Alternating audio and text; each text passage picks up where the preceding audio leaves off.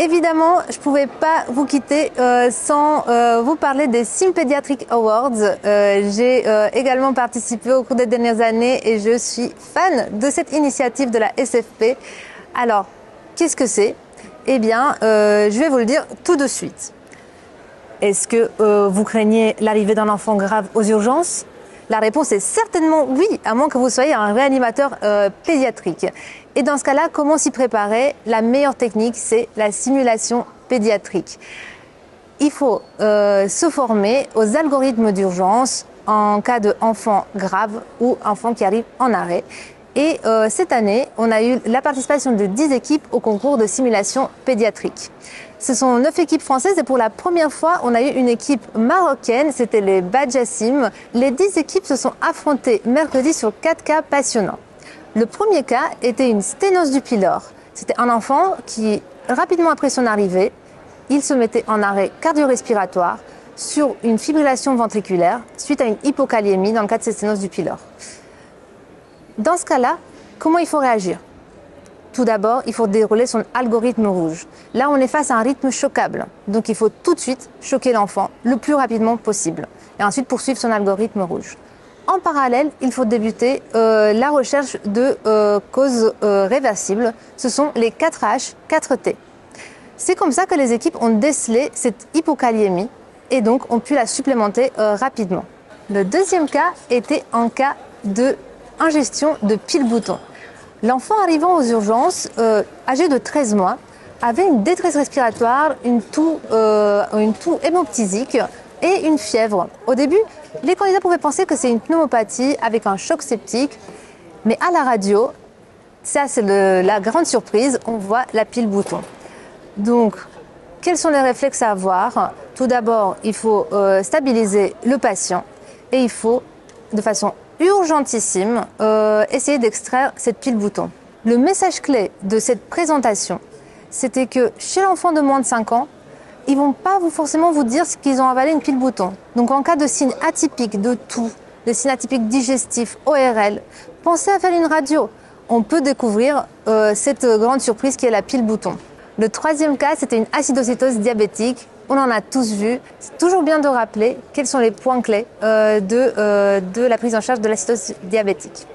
Tout d'abord, il va falloir évidemment stabiliser l'enfant, faire un remplissage si besoin, et ensuite il faut débuter une hydratation adéquate, précoce. Le but c'est de compenser le déficit hydrique. Ensuite, il faut penser à débuter l'insuline avec retard. Il ne faut pas la débuter d'emblée, il faut attendre au moins 1 ou 2 heures pour bien hydrater l'enfant afin de débuter cette insuline. Il faut également penser à dépister l'hypokaliémie via le bilan sanguin, mais attention, il faut faire la kaliémie corrigée et aussi il faut réaliser un ECG pour dépister l'impact de l'hypokaliémie sur le cœur. Dans ce cas-là, il faut, en cas de signe de hypokaliémie, il faut absolument supplémenter de façon rapide et adéquate. Le quatrième cas était une hémorragie massive sur une rupture de varices œsophagiennes. Quels sont les réflexes à avoir? Il faut penser à poser une sonde de Blackmore. On peut utiliser comme traitement médicamenteux, vous pouvez envisager rapidement l'oméprazole et la sandostatine, pourquoi pas l'hexacil en plus.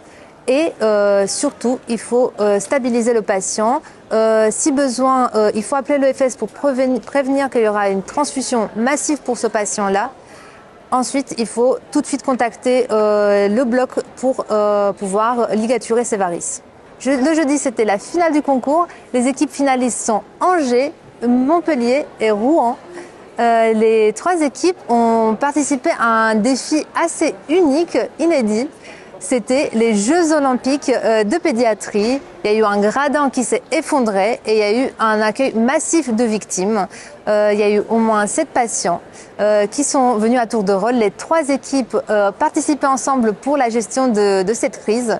Il y a eu des cas un peu plus difficiles comme un choc spinal, un enfant qui avait eu un traumatisme médulaire et qui était pas stable à cause de ce choc spinal. Il faut savoir que ces enfants-là seront très difficiles à normaliser sur le plan tensionnel. Et dans ce cas-là, il faut rapidement aller au vasoamine pour pouvoir les stabiliser. Il y a eu également un cas de brûlure massive à plus de 30% de la surface corporelle. Dans ce cas-là, il faut penser à rechercher les indications d'intubation précoce. Elles sont rares, mais sont importantes à dépister parce que plus on intube précocement, plus facile ce sera d'intuber avant qu'il y ait un œdème des voies aériennes. Et ensuite, il faut aussi hydrater précocement ces enfants-là avec des formules adaptées comme la formule de Parkland. Vous avez des applications comme eBurn qui vont vous aider dans l'estimation de la surface corporelle pour calculer les apports nécessaires.